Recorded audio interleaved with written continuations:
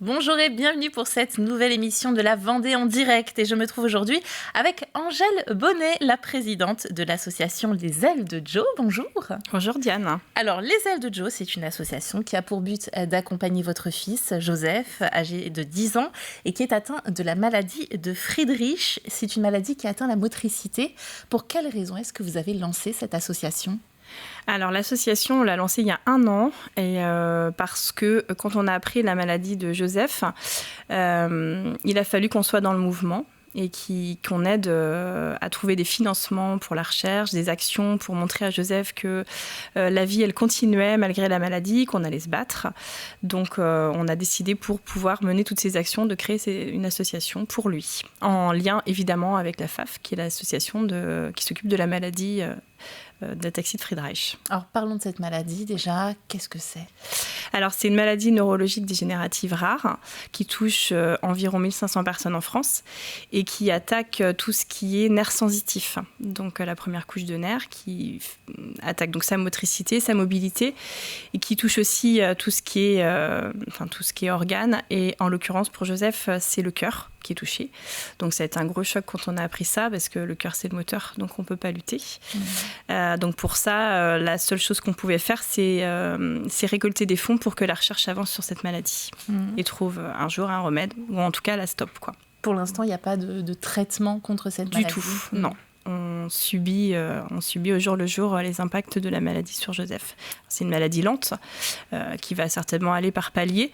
Donc du coup, plus on va gagner du temps, plus on va aller vite, plus on va récolter d'argent, plus on a des chances pour lui.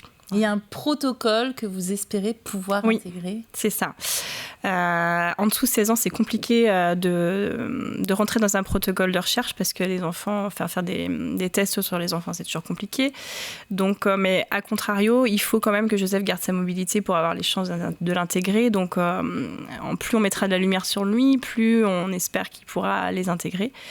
Et puis que la recherche trouve des financements aussi, quoi. Donc il y a le soin médical, mais il y a aussi finalement tout ce qui est évasion dans la tête, dans le corps, et c'est aussi le but de cette association, c'est de lui faire vivre des belles expériences. Ouais. On sait, donc, comme dans toute maladie, que le mental et le moral, c'est primordial. Et alors quand on est adulte, on arrive à comprendre et encore, mais quand on a 9 ans, le monde il s'écroule.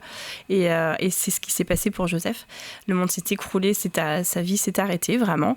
Donc il fallait absolument qu'on lui montre par tous les moyens possibles que ses rêves, ils allaient pouvoir se réaliser différemment, avec des outils différents et des façons de faire différentes, mais que de toute façon, il allait vivre une vie magique, quoi.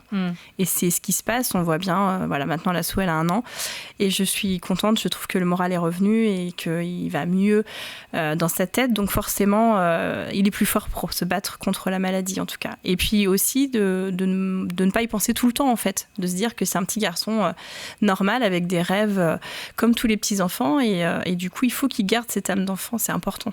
Oui, en seulement 1 an, on le voit, votre Facebook qui est très bien alimenté. On voit qu'il a fait plein de choses. Il fait des courses en joualettes, je crois que c'est ça le nom. Ouais. Expliquez-nous un petit peu tout ce que vous lui avez déjà permis de faire. Alors, c'est grâce, en fait, quand les gens autour de nous ont appris cette maladie, on a eu un tonnerre de bienveillance qui s'est abattu sur nous et qui nous a fait beaucoup de bien.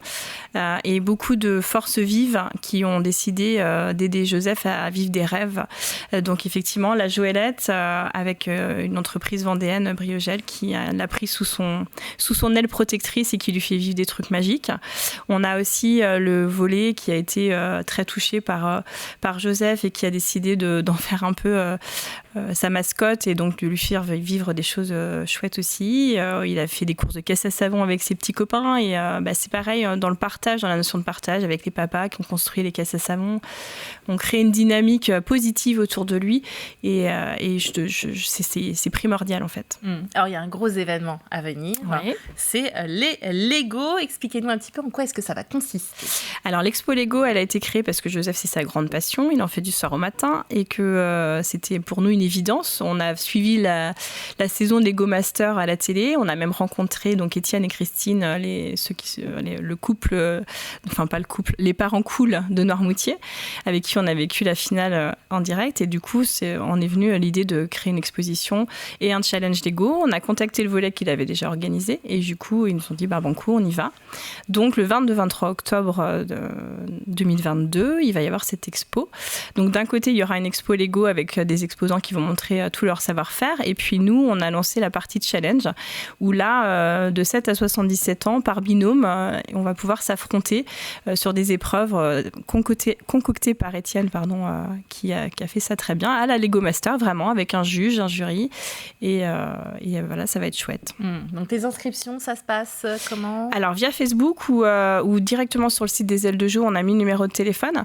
Il y a déjà des sessions qui sont complètes, mais il reste des places, en tout cas pour le gros challenge qu'on attend le samedi après-midi pour les adultes, où là, il va y avoir un vrai affrontement, une épreuve de 4 heures quand même. Donc, c'est du costaud. Ouais, c'est du costaud, avec des beaux gains à gagner aussi. Et puis, voilà, il y aura aussi moyen de se restaurer sur place. Et la totalité...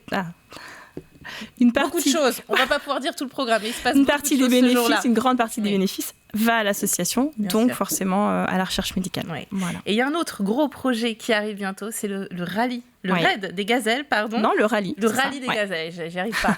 et alors donc, expliquez-nous, vous allez vous engager dans la course avec une pilote. Voilà, avec ma meilleure amie depuis 30 ans, on s'est engagé sur le rallye des gazelles. Alors c'était la première action qui a été lancée pour soutenir Joseph, parce que ça va lui permettre de faire le focus sur cette course.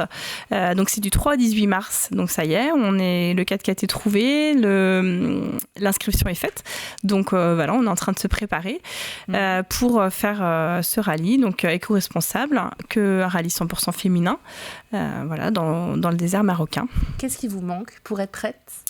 Alors aujourd'hui, il nous manque encore un peu de financement parce qu'il y a des stages de navigation et de pilotage à faire, donc il nous manque ça à financer. Et puis tout ce qui va être pièces mécaniques, si un garage veut bien nous sponsoriser pour les pièces de rechange, et l'équipement, notre équipement personnel qu'on aimerait aussi éco-responsable. Donc on aimerait être soutenu par une petite marque ou même, voilà, ça pourrait être sympa de faire une promo.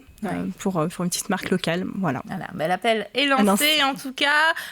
En 2 secondes, il y a un autre rendez-vous aussi ce week-end, puisque Joe donnera le coup d'envoi. C'est ça. Match. Quel match ? Alors, ce sera le match de volley, donc avec l'équipe de Boufféré.